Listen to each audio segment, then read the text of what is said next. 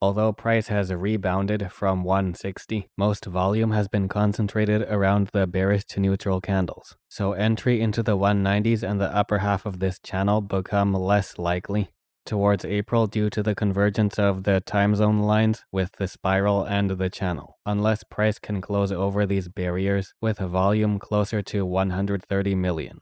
Otherwise, it would be quite realistic for price to continue with a relatively neutral to bearish movement seen over the past few weeks to improve conditions for another attempt to go under 160 if price is unable to close out of the spiral towards mid-April. And to save lots of time, I don't explain how these spirals and other Fibonacci techniques work because I've already made instructional series for all these Fibonacci tools. Now to Bitcoin, where there was the welcomed bearish retracement that held over 60,000 as expected.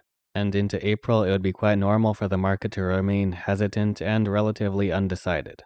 Even if there were to be another downswing likely to follow the curvature of the spirals, 60,000 would once again be a major lower boundary.